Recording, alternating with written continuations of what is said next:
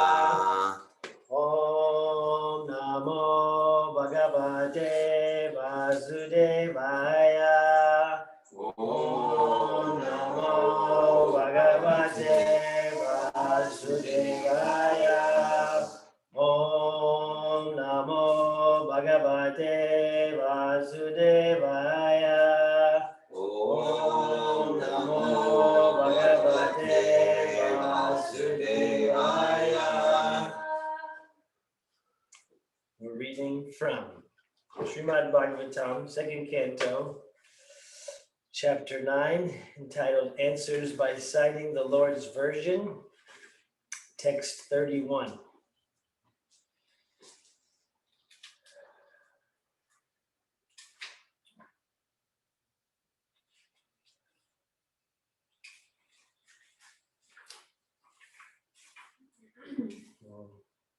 Word by word.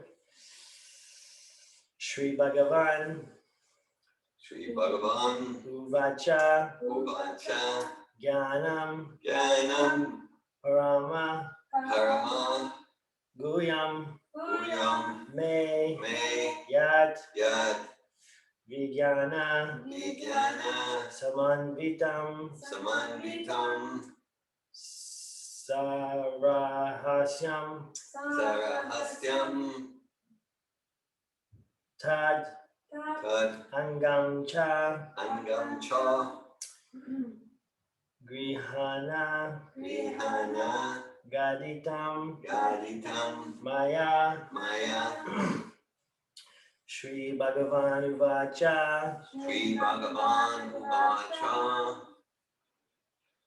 Jnanam Paramaguyam Me Yad Vijnana Samanvitam Sarahasyam Tarangam Cha Grihana Gaditam Maya Shri Bhagavan Uvacha Jnanam Paramaguyam Me Yad Vijnana Samanvitam Sarahasyam Darangam Cha Grihana Gaditam Maya Shri Bhagavan Uvacha Jnanam Paramaguyam Me Yad Vijnana Samanvitam Sarahasyam Tarangam Cha Grihana Gaditam Maya Shri Bhagavan Uvacha Yanam Paramaguyam Me Jnanam Paramaguyam Me Yad Vijnana Samanvitam Yad Vijnana Samanvitam Sarahasyam Tad Angam Cha Sarahasyam Tarangam Cha Grihana Gaditam Maya Grihana Gaditam Maya Shri Bhagavan Uvacha Shri Bhagavan Uvacha Jnanam Paramaguyam Me Jnanam Paramaguyam Me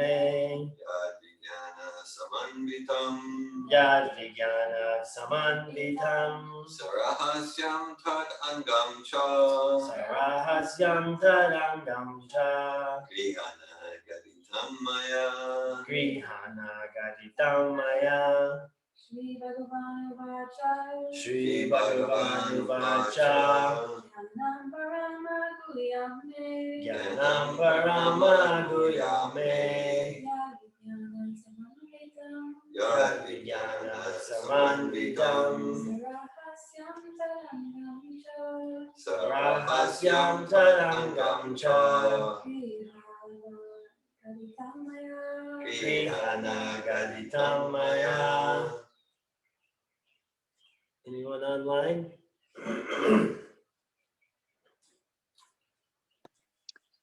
Shri Bhagavan Uvacha Shri Bhagavan Uvacha Jnanam Paramaguyam Me Paramaguyam Me Yad vijnana samanvitam Vijnana samanvitam. Sarahasyam tadangam cha Rahasyam tarangam cha. Grihana gaditam maya Yanagaritam maya.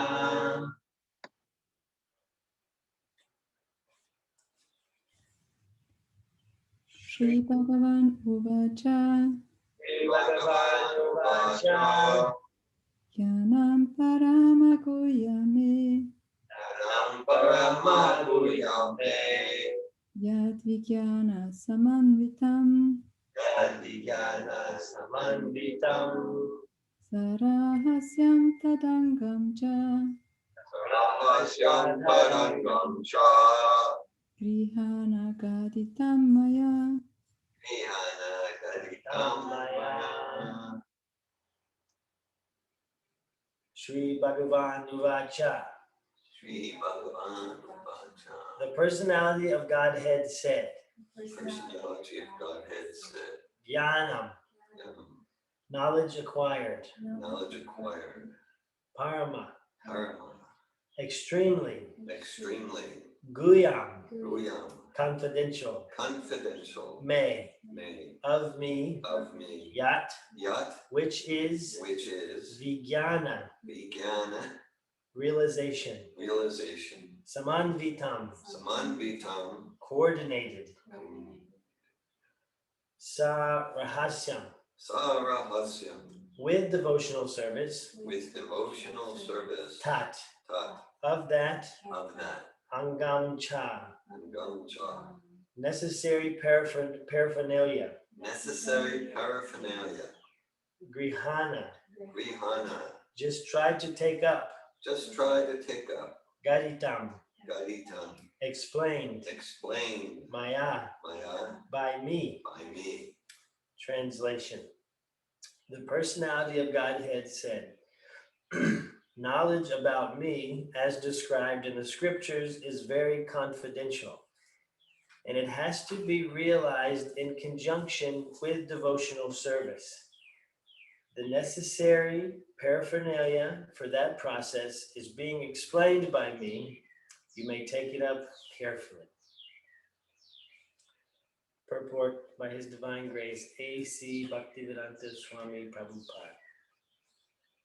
Lord Brahma is the topmost devotee of the Lord within the universe, and therefore the personality of Godhead replied to his four principal inquiries in four important statements, which are known as the original Bhagavatam in 4 verses.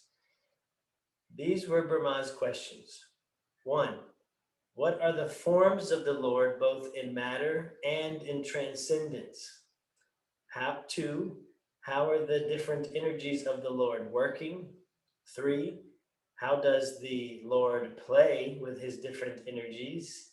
4. How may Brahma be instructed to discharge the duty entrusted to him?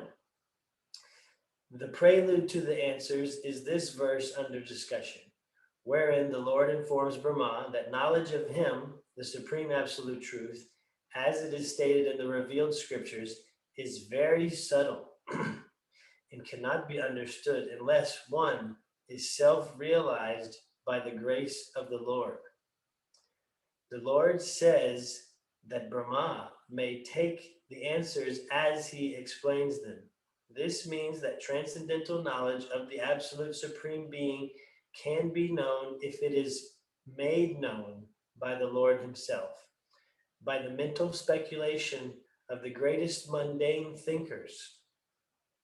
The absolute truth cannot be understood. The mental speculators can reach up to the standard of impersonal Brahman realization, but factually, complete knowledge of transcendence is beyond the knowledge of impersonal Brahman.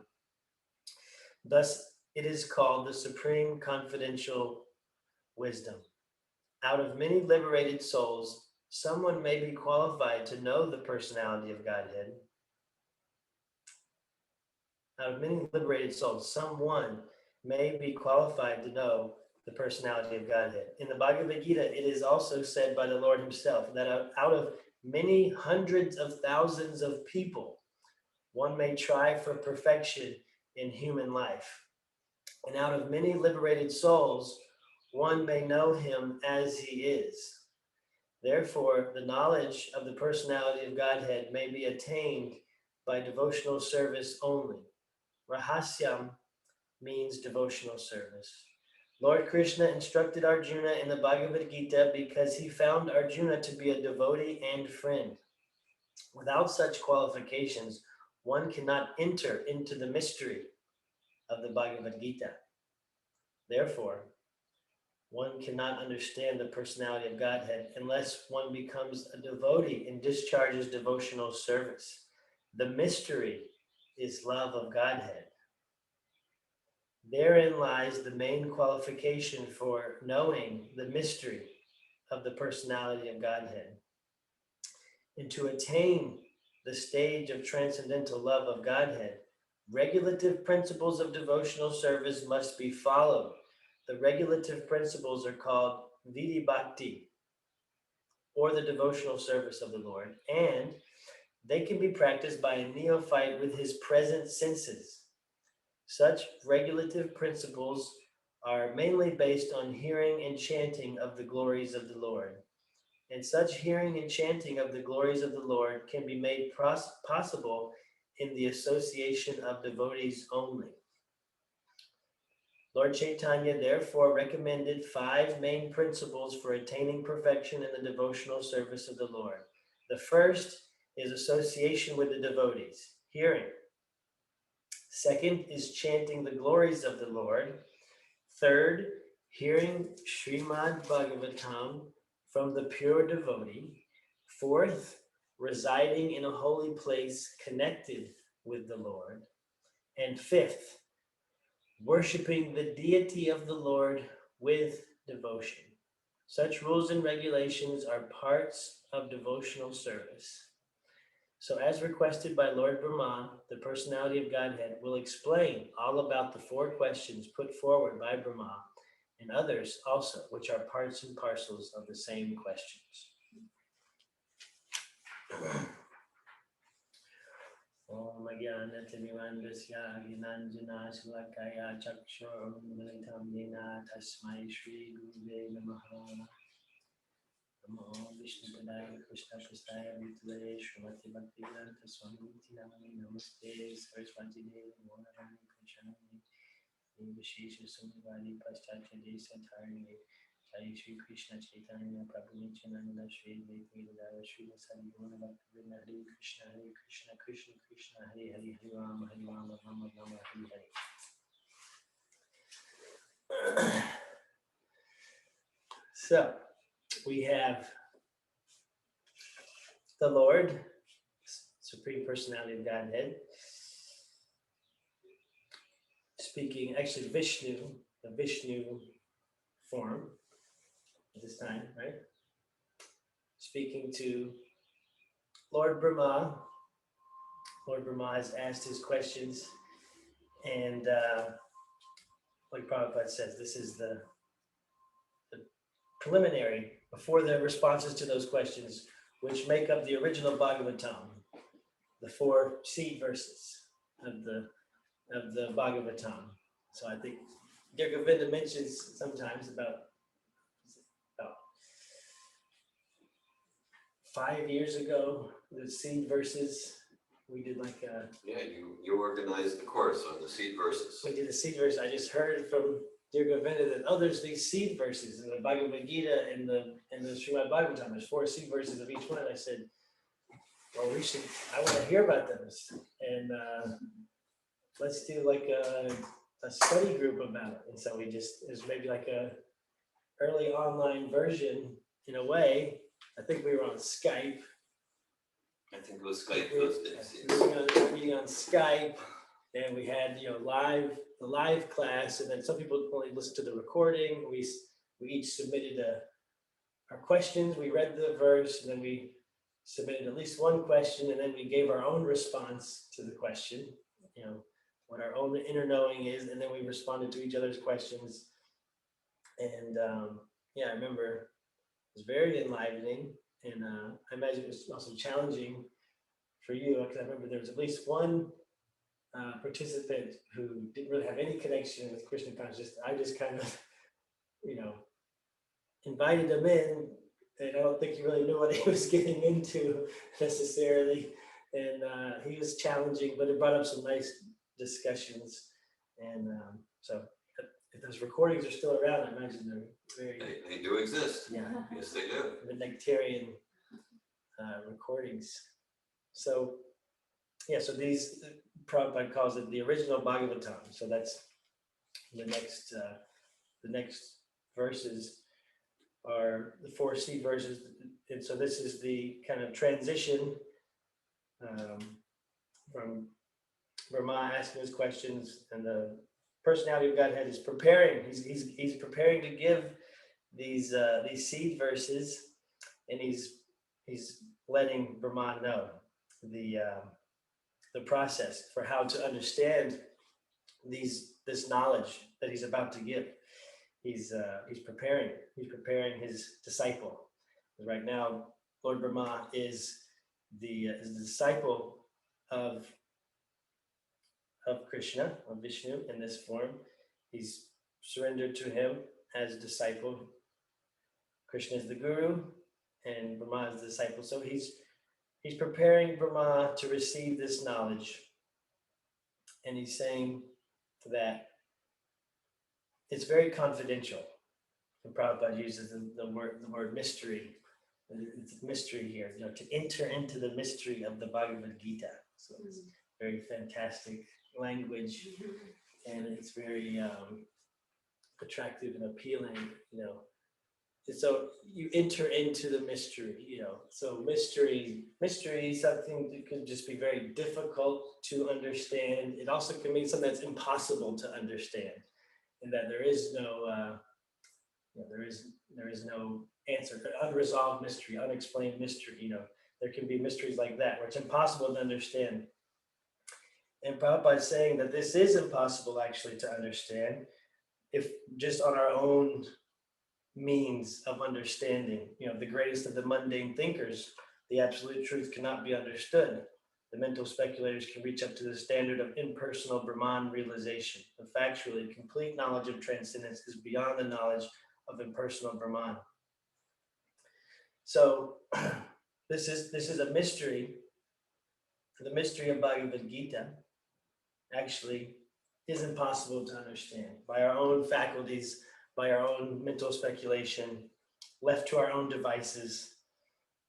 It's impossible to understand. And we can see that there's many translations of Bhagavad Gita, other than what Prabhupada gave. And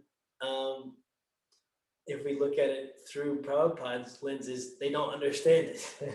They don't understand it, and they're not giving a proper way to understand it. And it's impossible to actually understand. You can imagine if we just were to read the verses without the purports. It's impossible to understand. There's so much that would be left up to speculation and to confusion and misunderstanding. So so this is supreme beings. We're trying to understand the nature and the activities of the supreme being. So it's easy for us to understand a lesser being, a lesser intelligence, a lesser organized system. We can study and we can understand, we get like a child or an animal or something like that. You can kind of predict behavior and understand. Like I was talking to my son. We went to a skate station here in Gainesville, so the local skate rink, because my wife was busy. I needed something to do for hours of the day, so I sit down and they go all around for 4.5 hours. I've done that program. Yeah. So until they each had a certain amount of money. They're like, you got this amount of money, you got this amount of money. And so my oldest son, he's just ready, this happens all, so he just blows through the money. He's like, I want this, I want that, I want to do this. So he's going very quickly. And my younger son is just like enjoying doing nothing, just like looking at a video game, not even playing it, just like pretending he's playing it, but he's not even really doing it. So he's not spending any money. So I just tell him, my oldest son, Nalini, like, here's what's going to happen. You're gonna blow through all your money.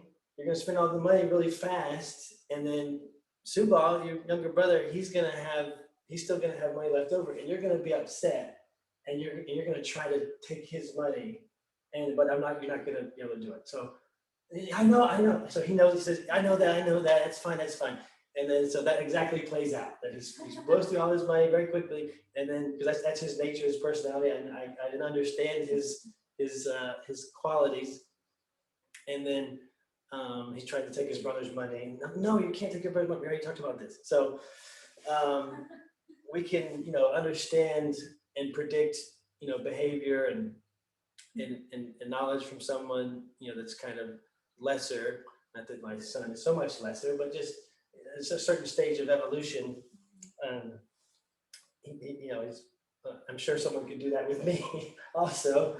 So yeah, equal or lesser, then it's easier to understand and to relate to and to get to know someone like that. And then for someone who's more advanced, and maybe you have this experience in mundane life, you speak to someone who's like really, really intelligent, and they want to make sure you know that they're really intelligent, and they're kind of or someone has a presence about them. It's like intimidating, or they carry a lot of power or weight or gravitas.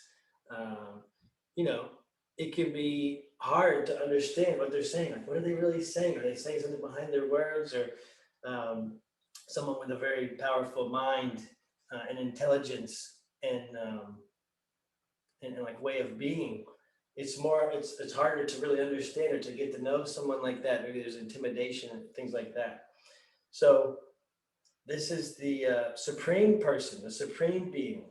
So any intelligence that we have is granted by the Lord himself. So, and everyone else's intelligence is granted by the Lord himself.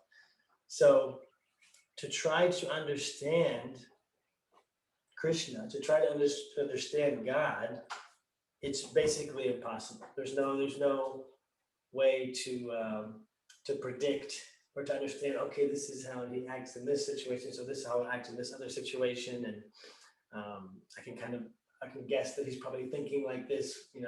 He's looking at this and he's probably imagining this. I imagine this is what's happening for him.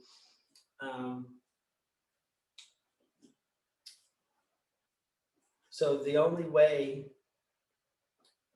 Prabhupada says that it must be, the Lord must make it known to us.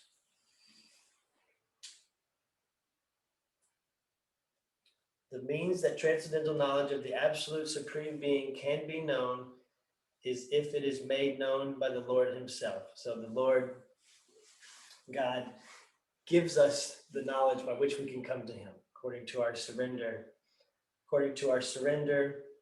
and our love, or the love of Godhead. That's the mystery. That's the key to unlock the mystery. That's the key to enter into the mystery. And this phrasing, enter into the mystery, is very popular. It's very mystical. Enter into the mystery. It's not something to be solved or something to be answered or checked off the box or to like that. It's something to enter into. And then as the more we enter into it, and the way to enter is through surrender and through love of God, the more that we enter into it, then the more is revealed. It's not just a close. It's not a checkbox. It's not just okay. Enter into it, and you're into it, and then you got it. And that's it. You got the answer, and problem solved. Move on to the next thing. No, there's depths that the deeper you go into the mystery, then the more is revealed by Krishna himself.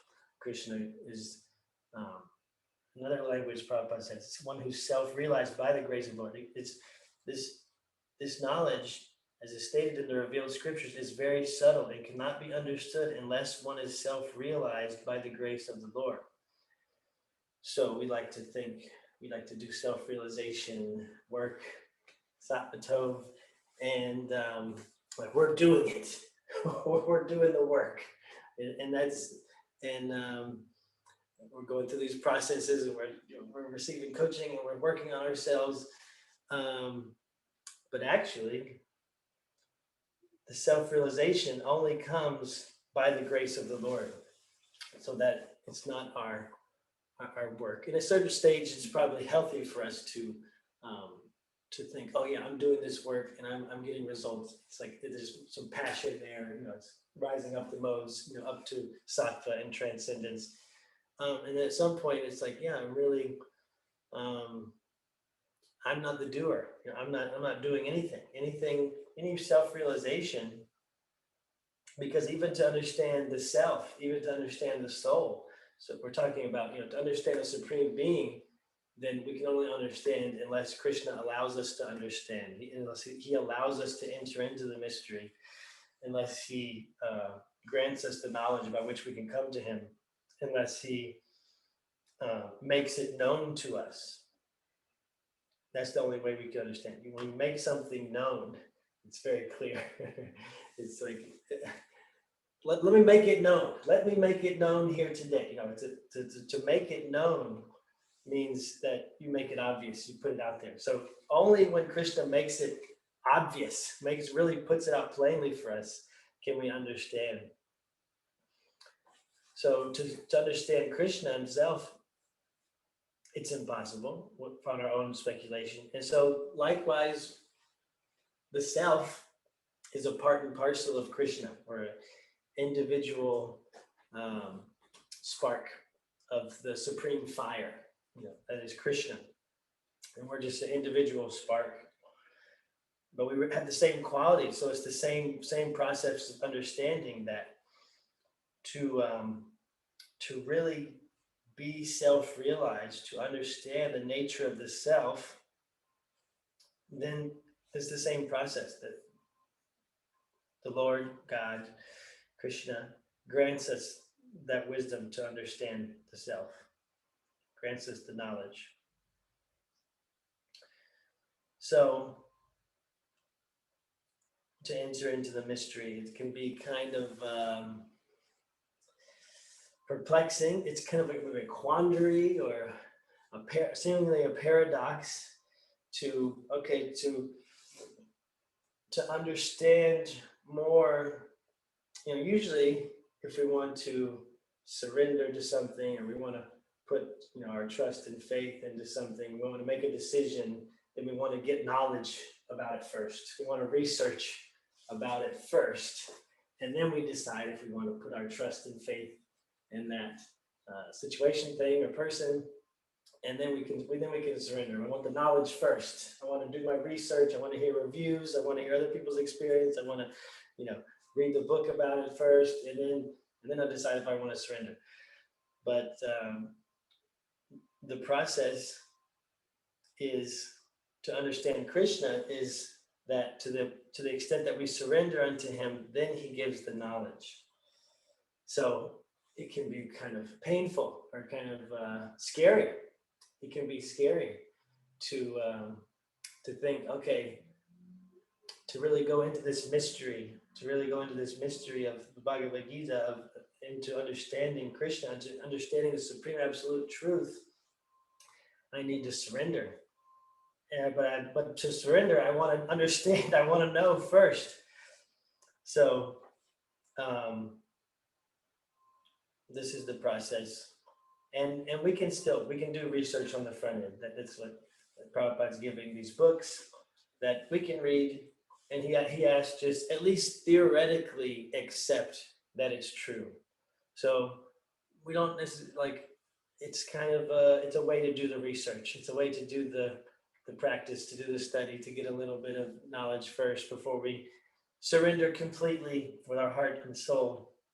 That Prabhupada said, okay, in the introduction to Bhagavad Gita, he says to at least theoretically accept that it's true. So read these books, and whether or not you're fully surrendered and fully trusting and have full faith, just at least theoretically accept the hypothesis, theoretically accept the theory that this is true.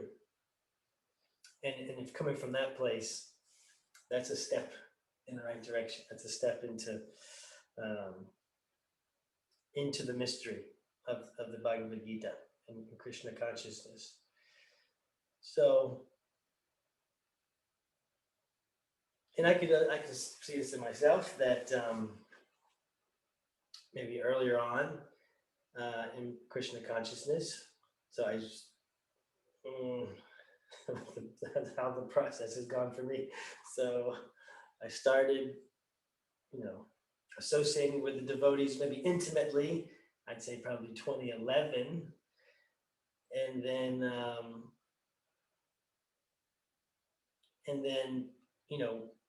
then Krishna arranged for you to staff an advanced course where we were practically forced into intimate association with devotees. That was in 2010. And then like, when did I really take it serious? So maybe later on. So anyway, 10 years later, so somewhere in the middle there, I started taking things more seriously, and up and down and back and forth and in and out. And then, but at least early on, had a very critical or challenging perspective. Just like, well, this may not be true, but I can see how it could work if I pretend it's true, or I try it on, or like Prabhupada said, at least theoretically accept that it's true. Okay, I see how this can work for people and maybe for me. And then so I started, that was the first step of surrender. It's just like, well, at least try it on. And I said, pretend it's true. That's not what Prabhupada is saying to do. He's saying, at least theoretically accept, but it's to give it a chance, to try the experiment. And then, so I had some critical, lots of questioning. Mostly the dear Govinda receives lots of questions. We have many of those discussions recorded too. They have recordings. Yeah. Very fascinating discussions. Yeah, I remember asking, Krishna's really blue. Like, I think he's probably black, but then they don't say he's black because it's racism or something like that. It's like some kind of sociological thing, like he's probably actually black, but then they don't want to say he's black because they're racist, or whatever. I had some thing going on like that. I remember your response was like, well, actually, so Krishna's blue, and actually we don't know what blue is. That was very impactful for me. Like, we don't know, to accept that Krishna is blue, and that we don't know what blue is. That what we're seeing as blue here is some perverted reflection of what the actual blue is. That there's an actual blue, and we're just seeing the reflection off of the water. When you see reflection off the water, and it's kind of wiggly and striggly, and or the funhouse mirrors. It's like a funhouse mirror. It's distorted and perverted, and so we're just seeing. So we don't even know what blue is. That was impactful. I know what blue is. It's kindergarten. This is blue, and I know what blue is, but no, I don't. You're saying I don't know what blue is. So it's an out of the box response to enter into the mystery. Yes. Krishna is also known as Shama Sundar, blackish, and we don't know what blackish is either. Yes. Right, blackish. Well, I did just see a post about that.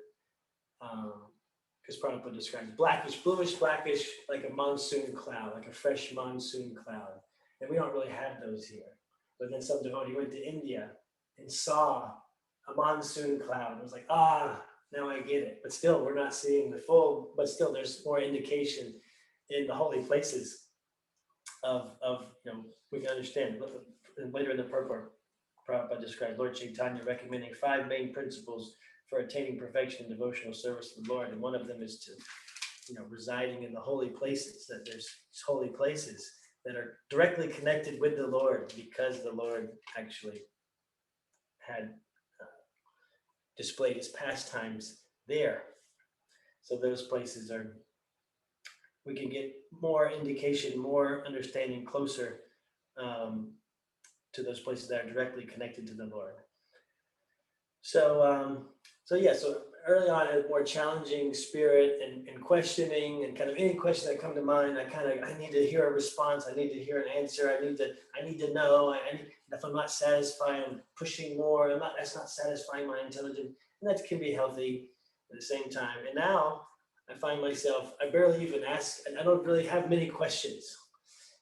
And Prabhupada said, I never asked my spiritual master any questions except how can I serve you? That's Prabhupada's move.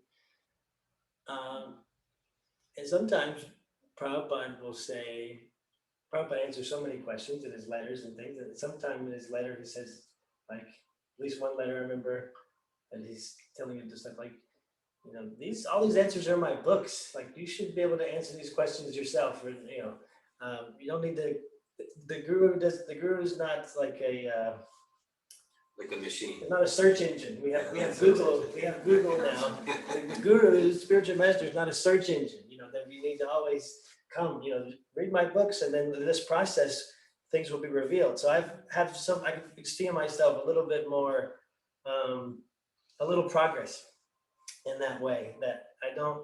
Whenever I do have a question, sometimes I'll think, oh yeah, maybe I'll ask that. I usually don't ask it or consider. Maybe I'll very rarely do any research, but I'm able to kind of put it aside and then go on with my process, chanting, hearing, reading, and then many times I'll get a response, or something is revealed to me, and sometimes not. But so it's just a different place that I can notice in my experience with Krishna consciousness. That because it's not something, it's just mystery. It's hard to understand. So it's not something. There is question and answering, and that's everything. That's the Srimad Bhagavatam right now. Lord Brahma is asking questions to the Lord, and he's responding. So questions and answers. That's everything. That's great to have Bhakti Yoga discussion. Brielle asked the question, and it generates so much discussion and responses, and that's so good. That's where the realization comes. And at the same time, it's not the end. It's not the end of the mystery to get the response or to get the answer, because there's always a deeper understanding, a deeper realization to come, and it comes through surrender. And so Prabhupada's demystifying it. He's bringing out the mystery. It's mysterious, it's mystical, and then he's demystifying it also. It says the mystery is love of Godhead. And even that can be it's mystical, mysterious, love of Godhead. What does that mean? What is Godhead? And what does it mean to love Godhead? And then Prabhupada, what he's doing for us is he's makes it very real and puts it right in front of us. That love of Godhead means regulative principles of devotional service must be followed. The regulative principles are called Vidi Bhakti, or devotional service of the Lord, and they can be practiced by a neophyte with his present senses. So, because to really love God, it's not really possible with our present senses, like to engage in loving affairs with the Supreme Personality of Godhead. It's impossible to do with our present senses materially contaminated. That Krishna has nothing to do with anything material. So, but the way for us with our present senses, it's quite a boon, quite a gift, a matchless gift that Prabhupada is giving us, that right where we are right now, unpurified and contaminated in everything that we are, that we can practice these regulative principles of devotional service and engage in the highest mystery, the highest love, the process of the highest love of Godhead. We're on the path by following the regular principles of devotional service. So that it's not that by following these regulations, then we are in the highest place. Then we're in prema, prema bhakti, love, ultimate ecstatic love of Godhead. But we're on the path. We're on the sure shot path to get there, and we're on our way. We're on the way, and then in Krishna consciousness and Bhakti Yoga, the journey is the goal. The path is the goal. They're one and the same. So maybe simultaneously one and different. That yes, if we're engaged in regulative principles of devotional service, it's distinct. It's not exactly the same as prema bhakti, full ecstatic, spontaneous love of Godhead. At the same time, it's not different either. It's not entirely different either. That this process, we can experience. We can experience that love of Godhead with our present senses, as we are now. So, such hearing and chanting of the glories of the Lord can be possible in the association of devotees only. Mainly based on hearing and chanting, which we're doing now. Hearing and chanting, and doing this whole morning. Lord Chaitanya recommends 5 principles for attaining perfection in the devotional service of the Lord. The first is association with the devotees. So that's hearing. And that, so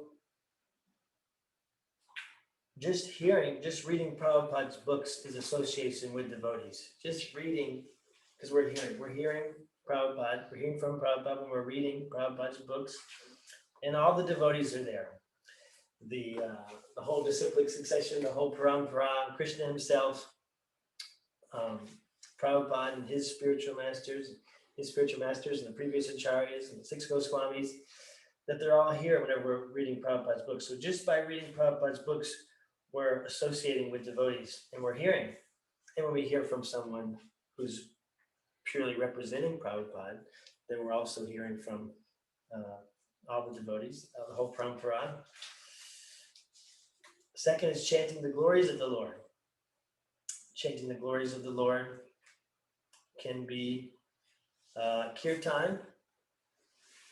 It also could be meeting someone in a store and connecting with them, somehow about God. God bless you, or you hear somebody just had something successful, had some success in their life, and they give God the glory for that. It's only by God that you had the success. Or anytime that we're glorifying God, that's chanting the glories of the Lord. Could be chanting the holy names of the Lord. Could be chanting, reading books, Prabhupada's books.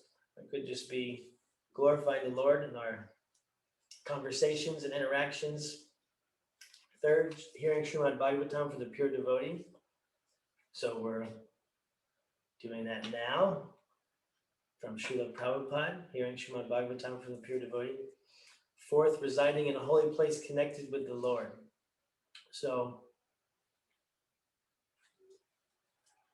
I don't know if anyone's residing in a holy place in the Lord. I'm sure it means a lot to you. Oh, that's right. So there's these places in India, and also I've been having this experience that there's what we know as India today. It's actually a very small portion of what at one time the whole was. There's a chat. I don't know. Okay.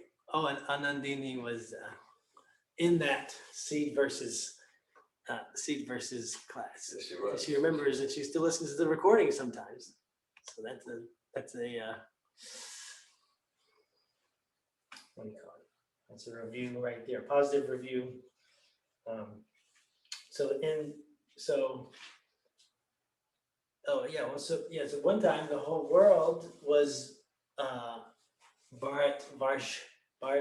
that the whole world was under the same Vedic culture of ancient Veda that we consider coming from India. The whole world was that Vedic culture, and then even you could look at just to, within the last 100 years with the partition of India, Pakistan was partitioned from India, and even there's outlying areas like I was just seeing that there were so many Hindus in like surrounding areas of India, like Afghanistan, but they were converted by the Muslims by force or choice, but by the Muslims. So that even in the last 100 years, 200 years, like those who consider Hindu, which is a made up word, by the Muslims to describe this group of people that we consider following Vedic culture. There was so much wider swath of the region, just in the last 100 years or so, that was that had this unifying culture. You can find, different deities in all the whole region, South Asia, Southeast Asia, different deities and temples and things like that. So, so in that area, that region of the world, that is where Krishna took his appearance and had pastimes. And so there's holy places in India that are directly connected with the Lord. And Prabhupada wants us to go there. He wants us to go there, to visit there, maybe to live there. And at the same time, part of his mission was to establish new holy places. So he was, he's established temple communities that New Vrindavan in West Virginia. So he's following the model of colonialism, spiritual colonialism, and that because we have New York in America. That's because there was York and the Dutch or the. It was New Amsterdam. Okay, it's New Amsterdam first, or like New Jersey. So all these new things, New Mexico. So there's so Prabhupada was new Vrindavan, in West Virginia, in Los Angeles, new Dvarka in Los Angeles, New Mayapur in France, etc. And so like intellectual New Raman Reti is like a playground where Krishna Balaram played in Vrindavan. It's the sands, the sand where they enjoyed. The sand where they enjoyed. And I saw a video of this devotee. I couldn't understand anything he was saying. He was speaking Hindi or whatever, and they were just, you're taking the sand. There's New Raman Reti, I think, and then the Krishna Balaram's playground. He was just pouring this sand all over him, and they were just like in ecstasy, just like diving in the sand and pouring the sand all over them, and like that looks like fun. So that Prabhupada wanted to establish, new holy places. That's that these places, by installing, by the deities, installing the deities in these places, and they would have like in London, the deities London Ishvara, right? Radha London Ishvara. So the name of the deity of Krishna in London is London Ishvara. So the controller of London. So, Sri Sri Radha Parasishvar. That's what he named the deity. Parasishvar. So he's establishing like that it's possible to spiritualize a place, even in America, even in the West, to spiritualize these places, to make these holy places, to put Krishna in the center as the controller of London or Paris, and that with the devotees are there. So we can reside in a holy place in India, Mayapur or Vrindavan, and we can also, there's like geography and consciousness that we can be, residing in a holy place in our homes. Make our homes a holy place, or if we're in a community with devotees, then we should be, aspiring to be always residing in a holy place, connected with the Lord. And fifth, worshiping the deity of the Lord with devotion. That such rules and regulations are parts of devotional service. So as requested by Lord Brahma and others, as requested by Lord Brahma, the personality of Godhead will explain all about the 4 questions put forward by Brahma and others, which are parts and parcels of the same questions. So this, so Prabhupada demystifies it, makes it very simple. Okay. Enter into the mystery of love of Godhead. It is mysterious, it is mystical, it's fantastic, it's wonderful. We can't understand it with our mundane senses, and we should approach it in that spirit of, I don't know, and I'm, what will be revealed to me, and, and it's a mystical process.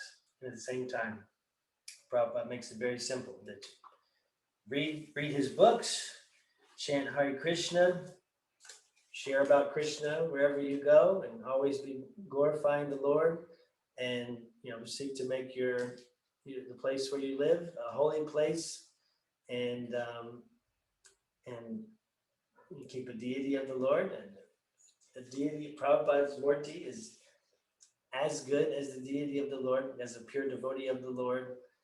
Not that it's the same, but it's as good worshiping the Murti of Srila Prabhupada, or even a picture in picture form. Does it need to be? The form of the Lord is absolute. So whether that's the nature of the absolute, is that there's no distinction between the form, the name, the pastimes. So when we're chanting Krishna's name, that's the same as Krishna being there. Krishna's present right on our tongue when we're chanting Krishna's name. So we say the name of Krishna, we're reading the words of Krishna. Then this book is Krishna himself. There's no difference between the book and Krishna himself. And likewise, the form of the Lord, whether in a picture form or in a Murti form, deity form, there's no distinction. That's as good as the Lord himself. And so similarly, with the pure devotee, that either in picture form or in Murti form, that they're present fully in that form. So we just need a picture of Krishna, Prabhupada, we need Prabhupada's books, we need to be chanting, associating with other devotees, which could be just from the books. It's very, very simple process. Hare Krishna. I would like to hear questions or comments.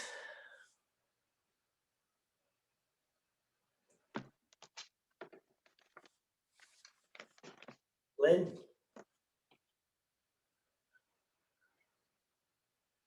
Did you unmute on purpose, Lynn? No. Hare Krishna. Okay. I think he's talking. Lynn, are you talking now? Now you're muted, Lynn. There we go. Right. Wow. Okay. So, yeah, I like that thought of yours, saying guru is not a search engine. So yeah, you don't go to your guru and just ask for the time of day and just the real critical things. But what I'm really focused in on is this mystery of the Bhagavad Gita, and the mystery is solved through love of Godhead. Okay, so this phrase "love of Godhead," to me, it really needs to be explored a whole lot more You know, it's really a conundrum to me because you you are supposed to love someone that we don't really know, but we can't know him. The only way we can know him is by surrendering and loving him. So it's a total paradox. You know, how can we love someone we don't really know? I'm watching the show called Married at First Sight. So this couple, they meet each other for the first time on the altar when they're getting married. And then they go on their honeymoon and they go, actually, they return from their honeymoon, then they have to live together. And then after 4 weeks, they decide, well, do we want to stay married or do we want to get a divorce? So like these people are meeting each other for the first time on the marriage altar. So that's a huge leap of faith. Okay, can I develop some kind of, not only just love, just some kind of affection or tolerance for this person, you know? These people were put together by psychologists, by the way, so they were supposed to be supremely compatible. But anyway, I see an analogy here with Krishna and love of Godhead. So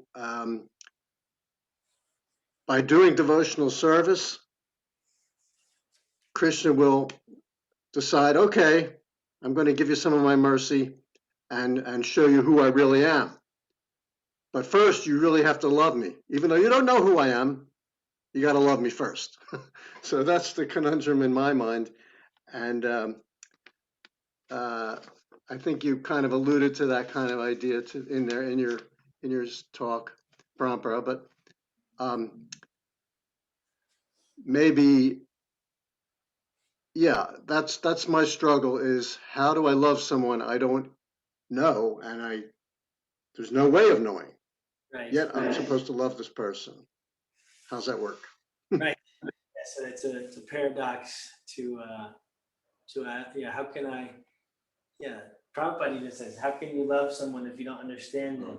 You know, so yeah, so it's a paradox, and I think there's a distinction because it's like, you know, love of Godhead, the personality of Godhead, you know, Krishna, to love Krishna himself.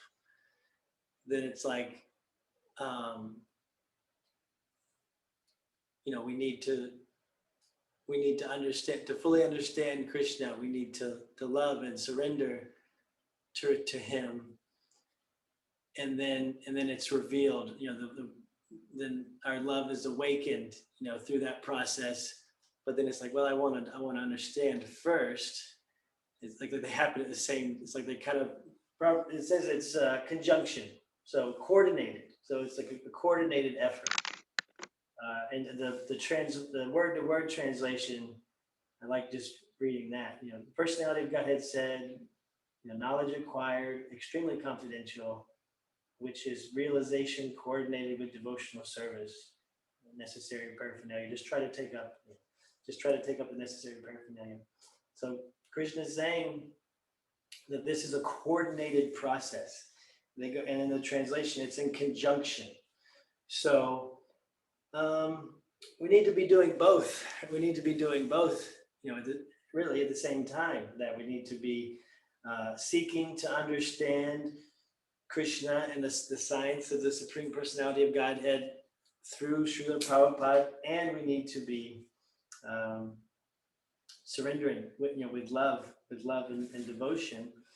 And that seeking to understand through reading, that is surrendering with devotion, right? Like I'm giving my time, so I have no love.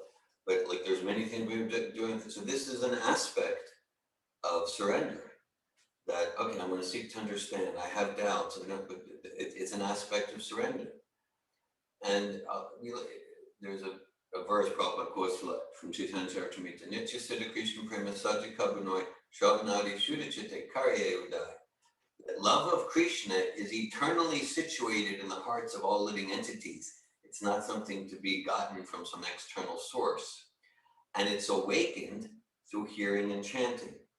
So, and again, we might, well, I don't believe that. But as you said in your citing Prabhupada, we can at least try on that set of clothes. That this love of Krishna, that's actually, it's not something foreign. Krishna is the soul of our soul. Prabhupada, he says it's natural to love ourselves.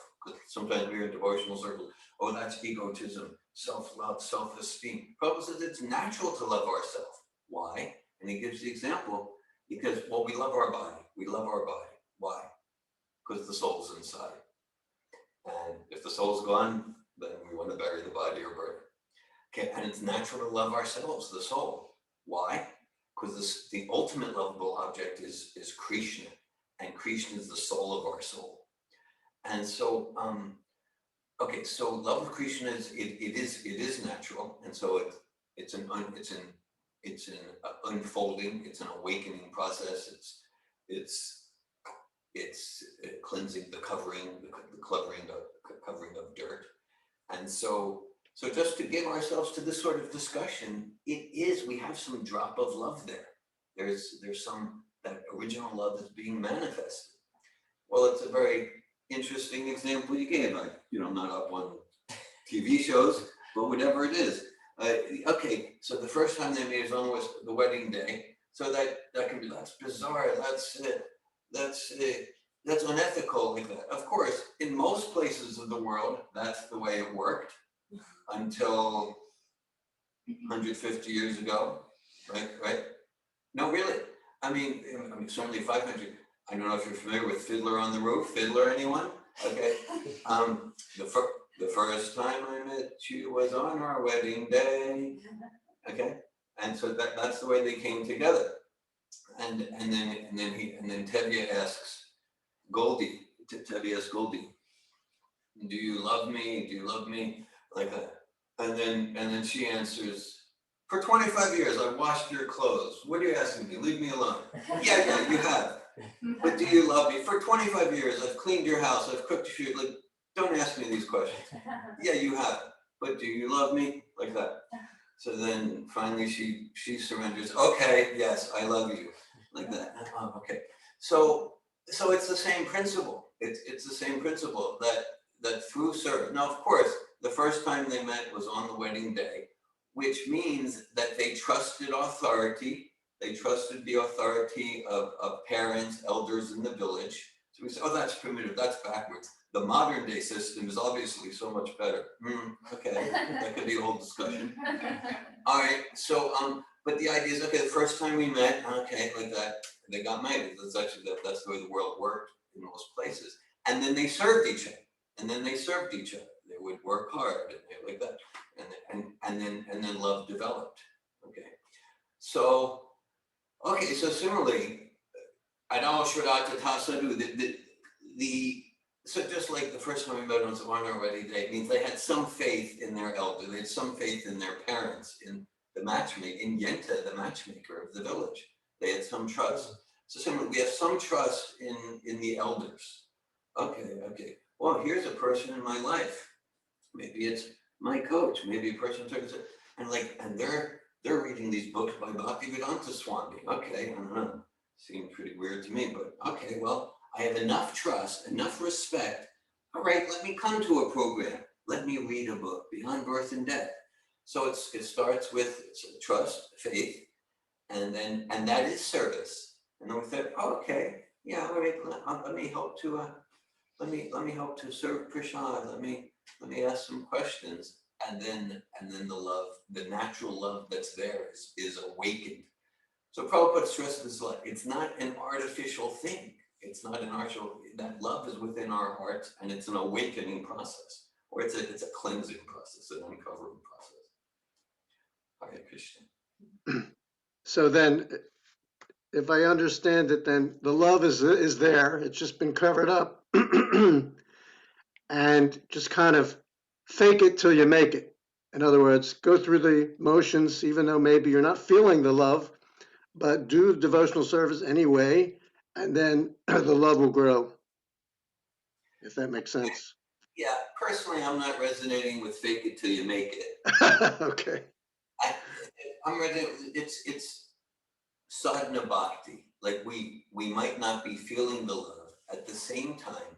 It's not fake it because I have intelligence. There's a story with Prabhupada's servant. I think it was Shruta Kirti. He has a very nice book. The book is called What is the Difficulty? Yeah. And okay, so so he would travel with Prabhupada everywhere. He was Prabhupada's servant for more years than anyone else, like for several years. And so they would get out the airport, and there would be this ecstatic scene greeting Prabhupada at the airport, and devotees, kirtan flowing like that, crying and like that, and then they would come back, and then he would unpack Prabhupada's belongings at the temple wherever Prabhupada was staying, and then one time he went to Prabhupada with immediacy, he shared vulnerably. Because they just got back from the airport, and he came to Prabhupada and said, Prabhupada, all of your students, your disciples, they have such ecstatic love for you, and I don't feel it. I don't feel it. I'm not feeling it. So Prabhupada said, do you like to pack my bags and carry my suitcase? And he said, oh yeah, I appreciate it. I'm so blessed to be able to do it. Do you like preparing my meals and serving me? Yeah. Do you like arranging my dictaphone so I can do translation? Oh yes, Prabhupada, I so much am grateful I get to do that service. And Prabhupada said, that is love. Prabhupada said, that is love. Not that the jumping up and down with tears isn't love. That could be love also, but Prabhupada just made the point, like, maybe the feeling's there, it's not there. So Shruta Kirti, who he was, as an aside, in London Heathrow Airport, he picked me up once and drove me to the south of England because his stepson, it was Shruta Kirti and his wife and his wife's biological son organized 2 Safato foundational seminars in a tent, and it was a Vaishnava youth hippie festival, and we did 2 foundationals in the tent. So we had about 6 hours of association with him in the car. Very special devotee. So he has intelligence. So we can love with our intelligence. Okay, I'm feeling, I'm not feeling. Okay. But with higher intelligence, I know, to get up at 4 a.m. and sing Samsara Davanala Lita Loka, to discuss Bhagavatam. So maybe the heartfelt feeling isn't there, but that's not the only sign or symptom. And even sometimes the heartfelt feeling might not be as deep as, even though I'm not feeling. With my intelligence, I know I'm going to chant these rounds. I'm going to pray to Jesus. I know in the Christian tradition, especially the Catholic tradition, they have this thing, the dark night of the soul. Saint John, Saint Thomas of the Cross. Yeah. And so many of the Catholic saints, the dark night of the soul means I'm not feeling it. It means I'm not feeling it. And the argument could be there. And I continue with enthusiasm. I continue with steadiness anyway. The argument can be there that shows even more love for Jesus because you're doing it without feeling. So when the feeling's not there, that's where strong intelligence is so important.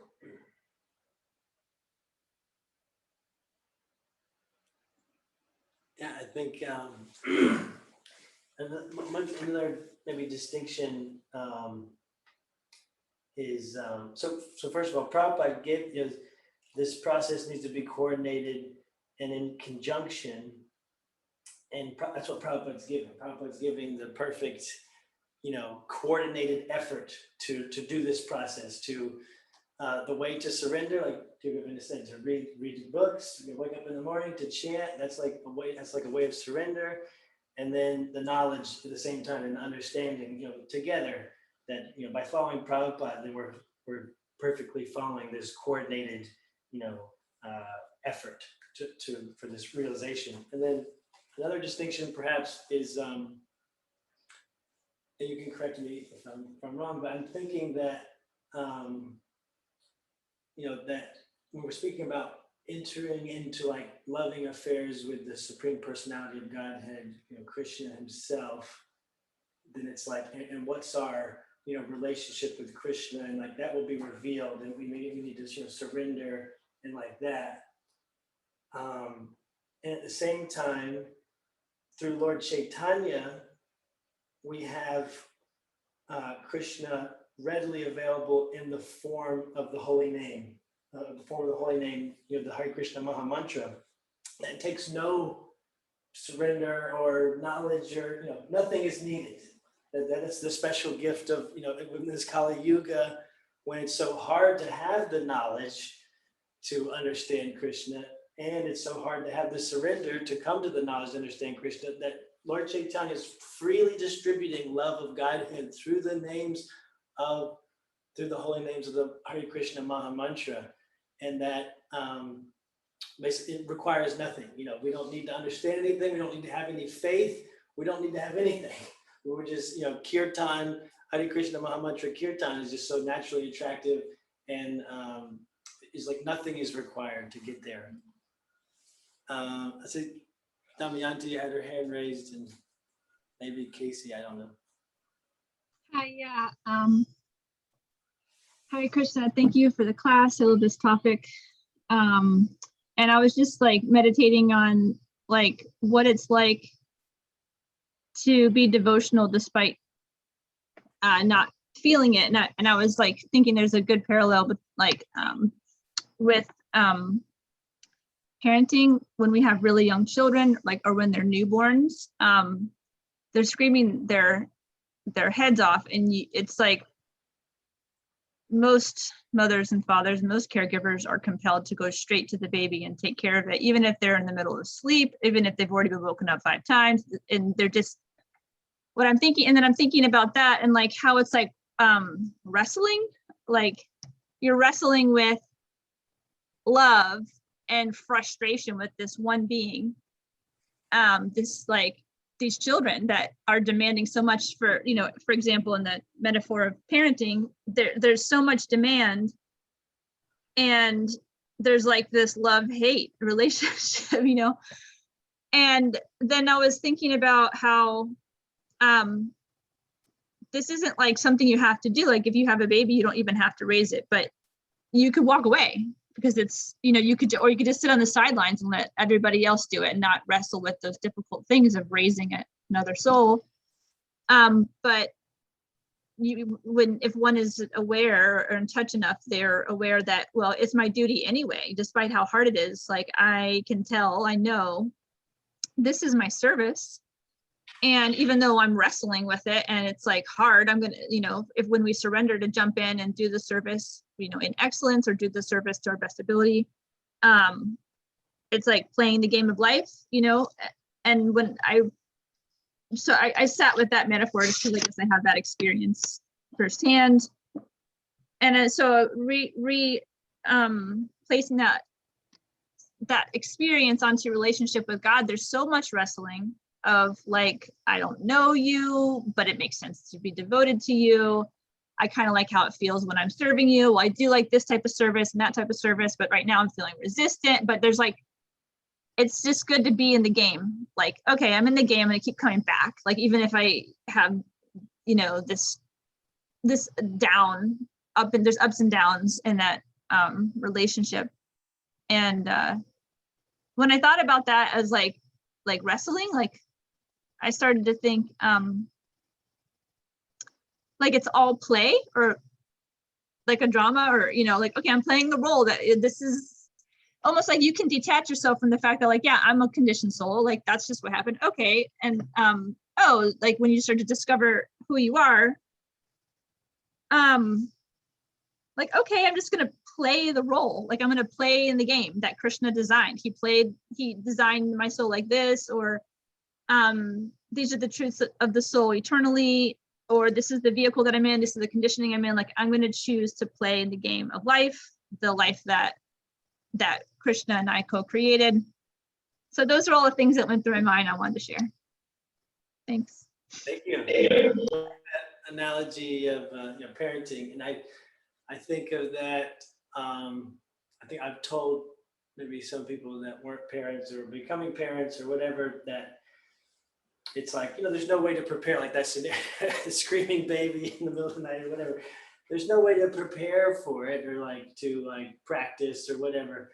And it's like, a difference of, okay, like before I had a kid, like if I was tired or didn't feel well or, needed some time to myself, then, I just don't do it. It's like, oh, I can't do that today. I can't do that. I don't feel good or I'm too tired. I just can't do it. And that's true, like for me in that place. And then it's like whenever you have a kid, okay, then you don't feel that way anymore. No, you still feel the same way. Like I'm too tired to do it. I don't feel well. I can't do it. It's like there's nothing that changes in the experience. It's not like, oh, because I love this thing so much, this child, now I don't feel the same way. Now I feel happy to go do it. No, you still feel like I'm too tired, I'm sick, I don't feel well, I can't do it, but then you do it anyway. Like that's the difference between being not having a kid and having a kid is like you feel the same way, but then you just do it anyway. And so yeah, I like that it's a responsibility, not that you have to, but it's a responsibility, it's a duty to the child. It's like a commitment, to the child. And likewise, that's the value of commitment in this process, and to Prabhupada and to Krishna, to have commitments to the process, because then it's like, I don't feel like doing it, I don't want to do it, I don't feel in the love, I'm going to do it anyway. And then And that shows love. that shows love, right? So to wake up at 4 a.m. To feed the baby, others may see the baby and have so much feeling. Oh, he's so cute, and oh, I love that. Let me squeeze on you. They might feel a lot of more feelings. It's like I don't feel that way right now at 4 a.m, but it's showing love. Yeah. I want to add that since I had the initiation ceremony experience with this more formal public vow, my taste for chanting has decreased significantly, and I'm so grateful for the vow. That's all. First you bow down and then you feel. Yeah. I often think about that when I bow down, because oftentimes I don't want to bow down, and I'll bow down and then I'll think, okay, I'm bowing down. And then I'll have my experience. I don't feel like bowing down. So Prabhupada says, first you bow down, then you feel. Yeah. Action leads to transformation. Beautiful. Hey, Brielle, you had? Yeah. One question.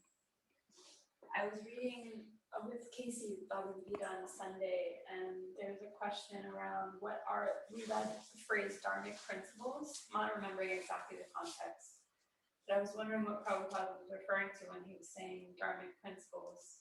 And I'm thinking maybe it's the last part of this purport here.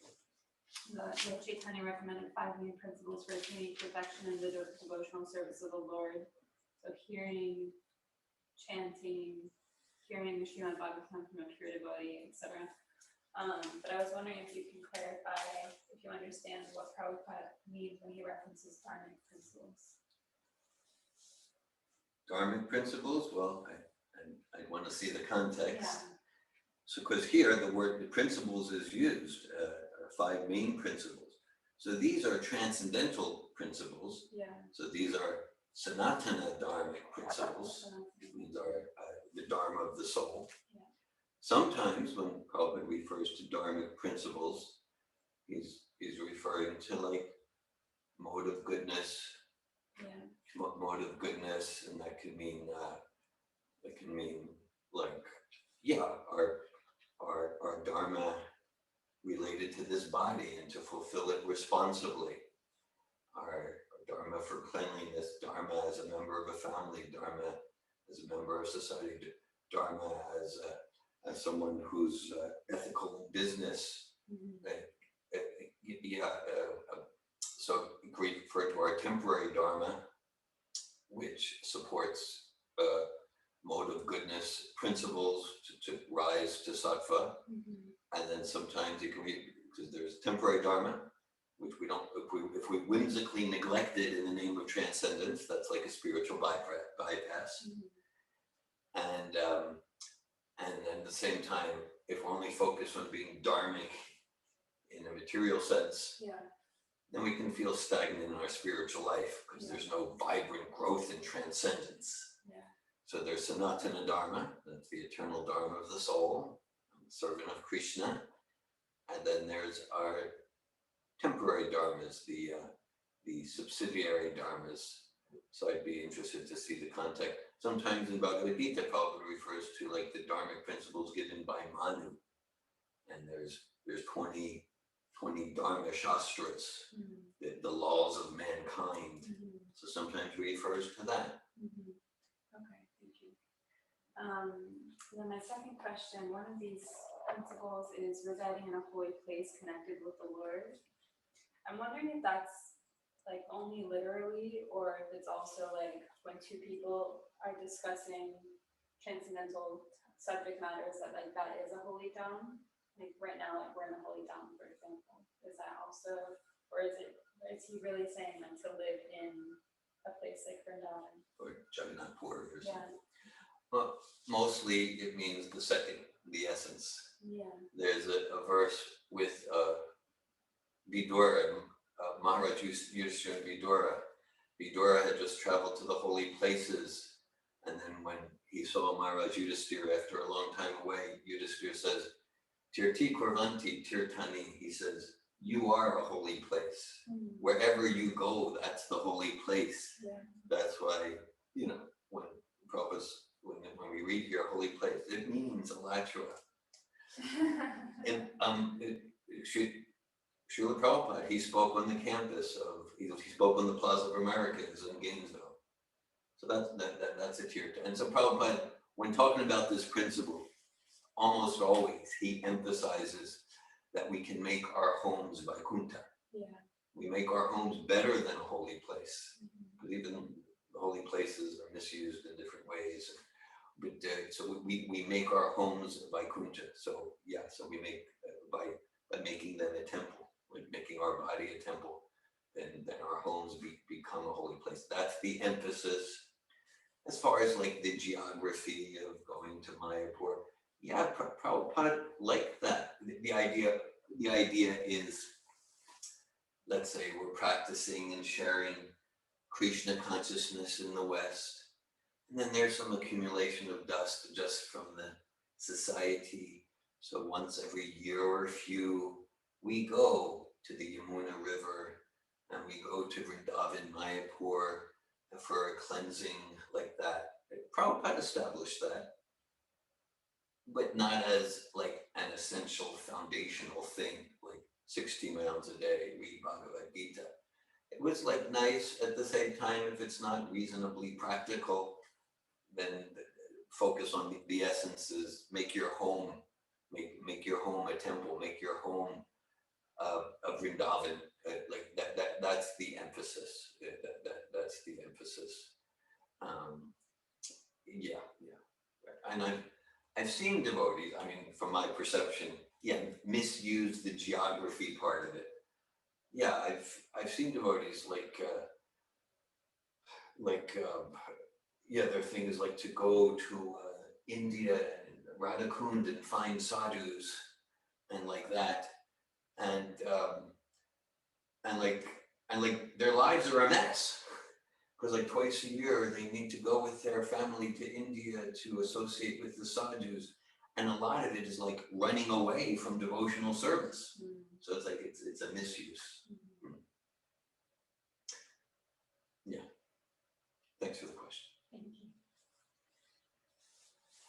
Srimad Bhagavatam ki jai, Srila Prabhupada ki jai. Hare And Krishna. today's Sita Devi's appearance day too. Who's? Sita Devi's appearance day. Is it? I don't have it on the calendar. Sita Yeah. Devi, Sita Devi. like consort of Ramachandra Yeah. or consort of Advaita Acharya? Oh, I don't know. I saw Sita. I think- think it's Rama's concert. Yeah. I And then think also Rama's isn't it first. Janava Mata's something, maybe disappearance or something like that. John Ramanta, Yeah. yeah, yeah, she's a Vaishnavacharya consort of Nityananda. Yeah. Yeah, I don't have it on my calendar. Interesting. I have one question Hare related to Krishna. that, if I could ask one more question. I'm gonna, well, should I close? Well, for me, it's fine. I mean, I'm okay to continue. You, well, Yeah. Okay. Um, And also, of course, we can take it to the prasad table also. okay. In the Ramayana, Sita, my understanding, she disappears into the earth in the end. I'm not sure how, I'm not very familiar with the story, but I'm getting acquainted with it. So I was wondering if you understood why she disappears into the earth. Well, I'm not an expert on Ramayana. I know what Prabhupada gives us. I don't know where Prabhupada particularly comments on that. But Sita came from the earth. So she came from the earth and then she returns to the earth. So Yeah. that's kind of like what I know, that kind of makes sense in that sense. Yeah. But yes, Mother Bhumi gave Sita to, I'm not remembering her father's name, Janaka? Janaka. Yeah, he's one of the Mahajans, Janaka. Yeah. Janaka Maharaj. So she came from earth and returned to earth. Yeah. Otherwise, I'm not familiar with a place where Prabhupada comments on that pastime. Okay. Jai Hare Krishna. Hare Krishna, Hare Krishna.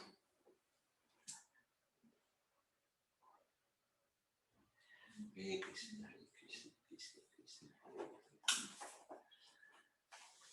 Hare. Welcome you to stay for prasad. We have different varieties of prasad. We have